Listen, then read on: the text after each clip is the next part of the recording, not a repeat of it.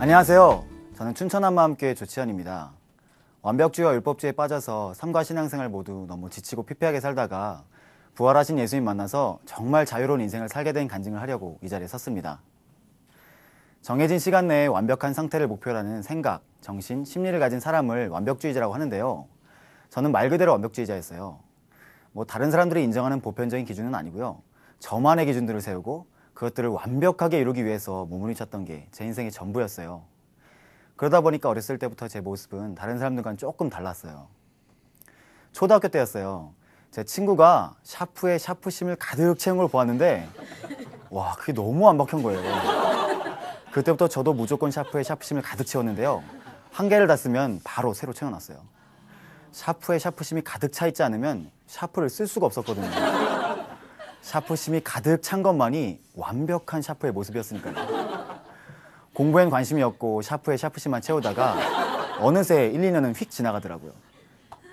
공책에 필기를 할 때는 그 페이지 처음부터 끝까지 글씨체랑 글씨 두께랑 색깔이 완벽히 똑같아야만 했어요. 저에게 완벽한 필기란 내용이 완벽히 정리되는 게 아니고요. 글씨가 완벽히 똑같은 거였습니다. 글씨를 쓰다가 마음에 들지 않으면 그 페이지를 찢어버리거나 아니면 새 공책을 꺼내서 처음부터 다시 정리를 해야만 했어요. 그러다 보니까 나중에는 공책을 너무 많이 찢어서 공책 속지가 두세 장밖에 남지 않던 공책이 집에 이렇게 막 쌓여 있었어요. 제가 군대에서 에피소드가 참 많았어요. 제가 사단장 운전병이었거든요. 사단장 운전병은 사단의 모범이 돼야 한다는 강박감이 있었어요. 그래서 남들이 시키지도 않은 짓을 진짜 열심히 했는데요.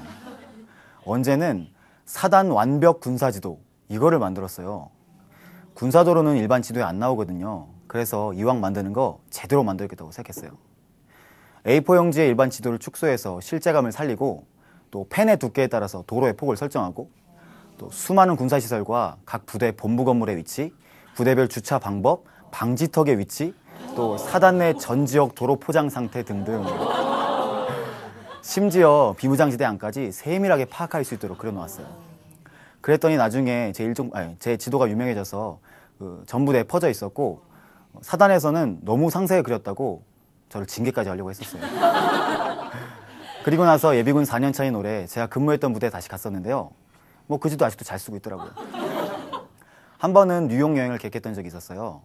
모든 일정을 분 단위로 계획했어요. 예를 들어서 어느 지하철역에 15시 27분에 도착해서 지하철을 타고 11분간 이동, 또 도착해서 다음 목적지까지 도보로 7분간 이동, 이렇게요. 어느 식당에 먹을 만한 메뉴랑 메뉴에 따른 가격, 그 식당의 홈페이지 주소랑 전화번호, 또 호텔의 와이파이 가격과 각종 관광지 티켓 가격 등등 전부 다 적어놨어요. 그랬더니 나중에 제 일정표가 유명해져서 사람들 사이에서 돌고 돌더니 어느 날은 제가 모르는 사람이 제 일정표를 들고 있더라고요. 남들은 이런 행동들이 참 답답하다고 했어요. 근데 가장 큰 문제는 제 마음속에 있었어요. 100이라는 저만의 기준이 충족되지 못하면 모든 게 아무런 의미가 없었거든요. 저한테 0이든 99든 100이 아니면 전부 다 0이었어요. 어떤 일을 하다가도 제가 세운 기준에 티끌에도 충족이 안 되면 그 일 자체의 의미를 잃어버리니까 엄청 자책하고 우울했어요.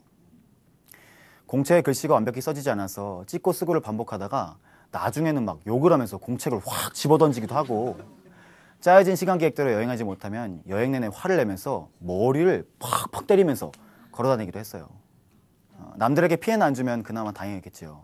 저는 제가 세운 기준을 다른 사람한테 적용하려고 하다 보니까 제 주변 사람들은 진짜 힘들어했어요. 최대 피해자는 제 동생인데요.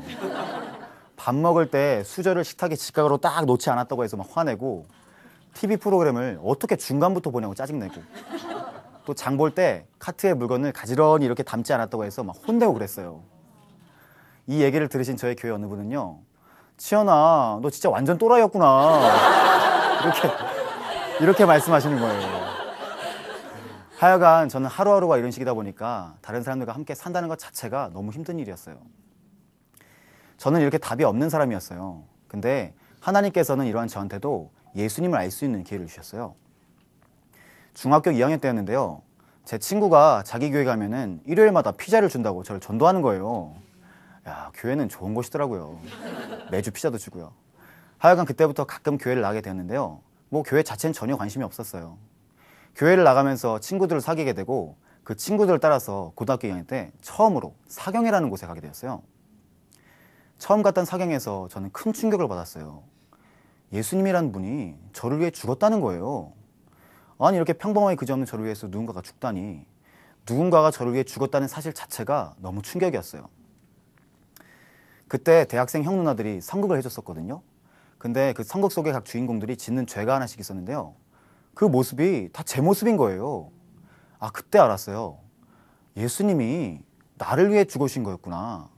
그러면서 갑자기 저를 위해 죽는 예수님 앞에서 아무렇지도 않게 죄를 지는 제 모습이 딱 오버랩이 되는 거예요.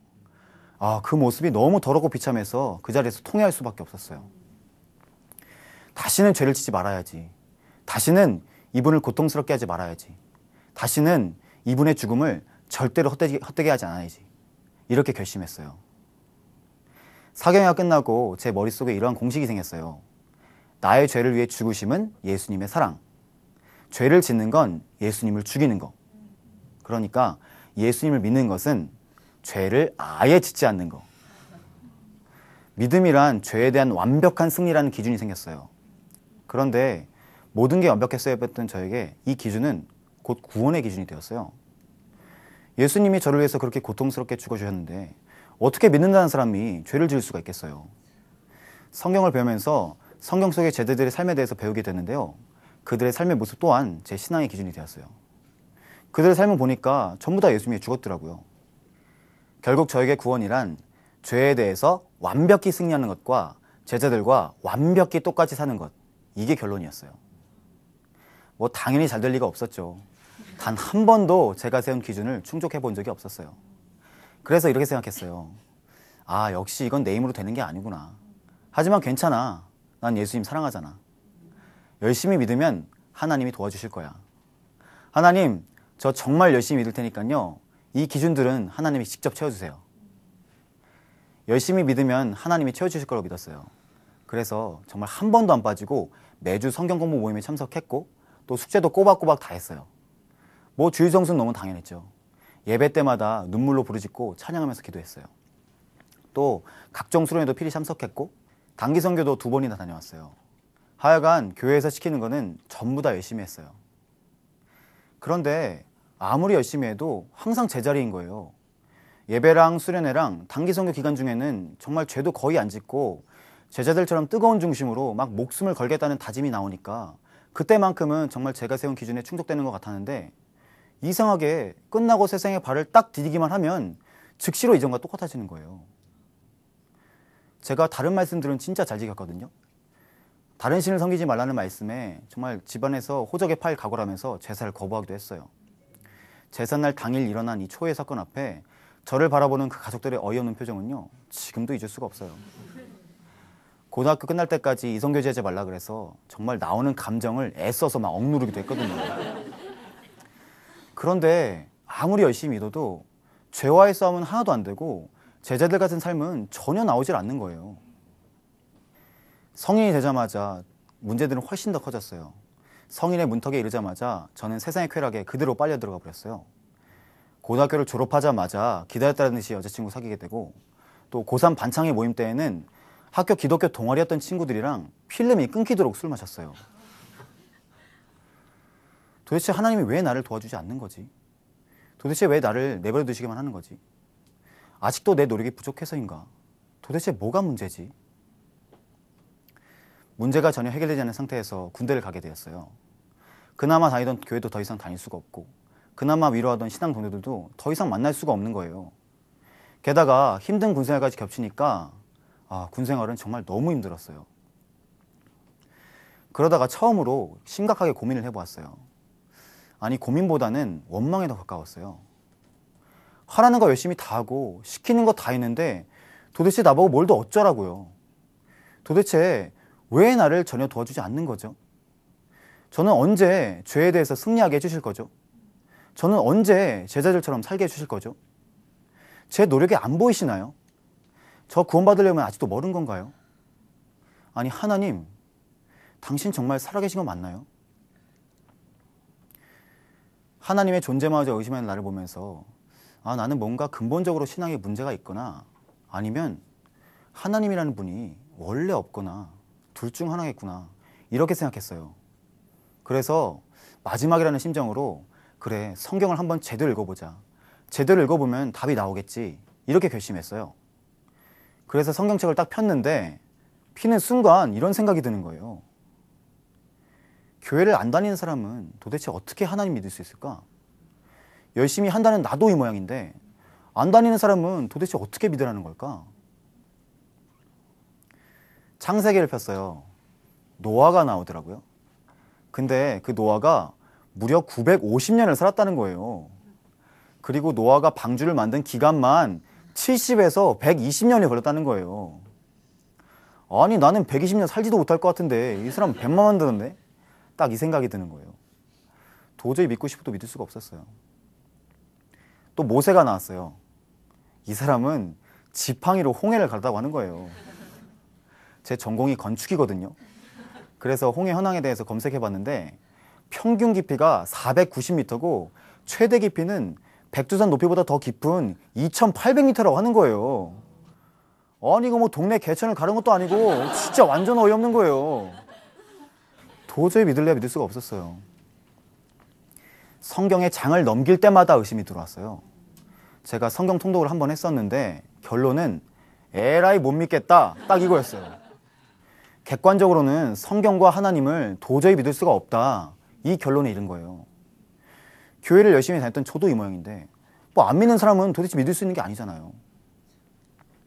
저는 정말 믿고 싶었거든요. 왜냐하면 나름의 기준들로 이분의 사랑에 보답하기 위해서 살았던 제 삶이 제 인생의 전부였잖아요. 그리고 이렇게 살다가는 구원도 못 받고 지옥 갈까 봐 너무 두려웠거든요. 그런데 정작 객관적으로 성경을 읽어보니까 저는 성경 한 구절도 제대로 믿고 있지 못했던 거예요. 제대하고 나서 토론토로 어학연수를 가게 되었어요. 근데 그때 한 가지 의문이 있었어요. 토론토에서 유학생활을 하던 제 사촌 누나가 있는데 누나가 어느 날 예수님을 믿는다는 거예요. 어렸을 때부터 누나랑 같은 동네 살아서 누나가 어떠한 사람인지 잘 알고 있었거든요. 그렇게 철학적이고 논리적이고 너무 완벽해서 신이라는 거는 절대로 믿을 것 같지 않던 저 누나가 어느 날 예수님 믿더니 그야말로 독실한 크리스천이 되었다는 거예요. 정말 궁금했어요. 왜냐하면 누나 같은 사람이 예수님 믿는 건요, 제 입장에선 정말 엄청난 사건이었거든요. 저는 이 모양인데 누나는 어떻게 예수님 믿고 저렇게 독실하게 됐을까? 누나가 이러한 질문을 저에게 했었어요. 치연아, 너는 예수님을 어떻게 하나님으로 믿니? 예수님을 어떻게 하나님으로 믿냐고? 저는 여태까지 제 죄를 위해 죽어줬던 예수님에 대해서는 많이 들어봤는데요. 정작 저를 위해 죽었다는 이분 자체가 하나님인지 아닌지는 한 번도 들어본 적이 없는 거예요. 어떻게 신앙생활을 하면서 단 한 번도 이 생각을 해본 적이 없는 거지? 문제는요, 제가 이 질문에 전혀 답을 하지 못한다는 거 있었어요. 도대체 예수가 왜 나한테 하나님이었지? 정말 너무 충격이었어요. 이걸 통해서 제가 예수님을 아무 생각 없이 그냥 믿고 있었다는 걸 알게 되었어요. 누군가를 위해 죽은 위대한 사람, 이게 예수님에 대한 제 신앙의 전부였던 거예요. 와, 정신이 하나도 없었어요. 그날 제 모든 신앙의 밑바닥이 그대로 드러난 거예요. 정신이 완전히 무너진 그때 누나는 저한테 증거를 말해 주었어요. 증거? 증거가 있다고? 2000년 전에 인간이었던 예수가 하나님이라는 모든 사람이 믿어난 증거는 성경대로 죽고 성경대로 부활한다는 요나의 표적이다, 이렇게 말을 해주는 거예요. 그러면서 이분이 죽고 부활했다는 성경적인 역사적인 증거들을 차근차근 보여주는데요. 와, 저는 완전히 그 앞에서 멍해질 수밖에 없었어요. 예수님이요, 진짜로 부활한 거예요. 저도 물론 부활 알고 있었죠. 교회 다니는 사람 중에 부활을 모르는 사람이 어디 있겠어요. 그런데 저한테 부활은요, 달걀을 먹는 기념일이었을 뿐이지 예수님이 하나님이라는 증거라고는 꿈에도 생각해 본 적이 없는 거예요.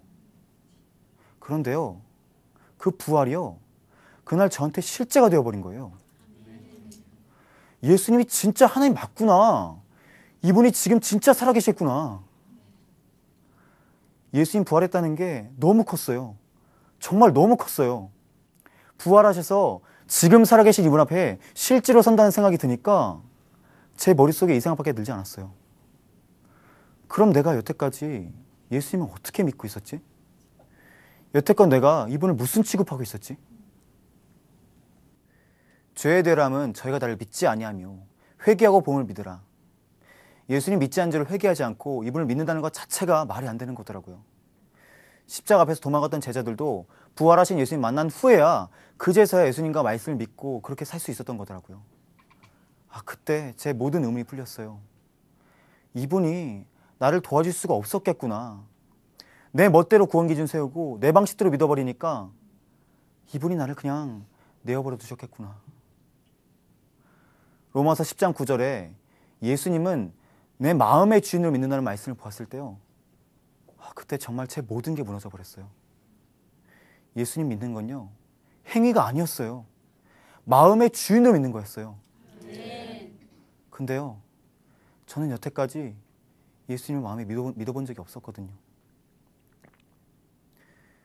아버지, 저는 예수님 믿지 않았네요.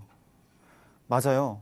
하나님 마음 그게 아니었을 텐데, 하나님은 그렇게 어렵게 해놓지 않았을 텐데, 저는 제 구원의 기준에 매여서 그게 전부인 양 제가 하나님 노릇을 하고 있었네요.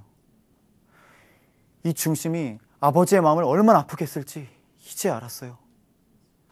아버지, 정말 죄송해요. 용서해 주세요. 전요, 예수님을 제 마음의 주인으로 영접한 그 순간을요, 절대로 잊을 수가 없어요. 하나님의 마음은 전혀 모른 채 제 구원의 기준만 붙들고 예수님 도대체 어디 계시냐고 그렇게 처절하게 몸부림치다가 결국에는 이분을 부인하면서 원망했잖아요. 그런데요, 이러한 제가요, 부활이라는 확실한 증거를 통해서 나를 기다리셨던 나의 진짜 내 마음의 주인, 나의 하나님, 지금 살아계신 예수님을 드디어 만난 거예요. 그토록 헤매던 저를, 눈물로 기다렸던 예수님을 드디어 제 마음의 주인을 영접한 그 순간, 그 기쁨은요, 정말 말로 표현할 수가 없어요. 십자가만 바라보던 저에게 이 부활은요, 전능하신 하나님의 나를 향한 가장 큰 사랑의 표현이었어요. 그날 저는 예수님을 제 마음의 기쁨으로 영접하게 되었습니다. 아멘. 그 후로 저는 더 이상 완벽해질 필요가 없었어요. 사실 저는 제 완벽주의를 해결받으려고 예수님을 찾아던 적은 없었거든요. 그런데 어느새 TV를 중간부터 봐도 재밌더라고요. 샤프에 샤프심이 가득 차 있지 않아도, 빨래를 한 번에 꺼내지 못해도 아무 상관이 없었어요. 제 안에 주인 되신 예수님이 완전한 하나님이니까 그거 하나로 충분했어요. 저는 제 마음에 예수님을 주인으로 영접한 것뿐인데, 제가 한 건 그것뿐인데 어느새 제 모든 문제도 다 해결되어 버렸더라고요. 구원은 제 힘으로 율법을 완전히 이루는 게 아니었어요. 제 마음에 예수님을 주인으로 믿는 거였어요. 이게 얼마나 자유한 건지 몰라요. 여태껏 제 구원의 기준에 매여서 처절하게 머무르셨던 그 고통에서 완전히 해방되어 버린 거잖아요. 그리고요, 예수님을 마음의 주인으로 믿으니까요, 이전에 그렇게 원했던 죄와의 싸움, 그리고 제자들 같은 삶을 비로소 살 수 있게 되었어요. 성령의 인도하심으로 정말 사도행전의 제자들처럼 저도 부활의 증인들을 세우고요, 공동체와 함께 말씀과 기도로 죄와 필가에 싸워 승리할 수 있게 되었어요. 예수님은 우리를 너무 사랑하셔서 우리의 주인 되시기 위해서 십자가에서 죽고 부활하셨어요. 이 세상에 사는 모든 사람들이 정말 이 예수님을 마음의 주인을 믿기만 한다면 이 세상에서 가장 자유하고 평강 가운데 삶을 살 수 있을 것을 믿습니다. 정말 여러분들도요, 이 예수님을 마음의 주인을 믿으셔서요, 이 땅에서 가장 큰 영원한 축복을 누리시기를 간절히 기도하겠습니다. 감사합니다.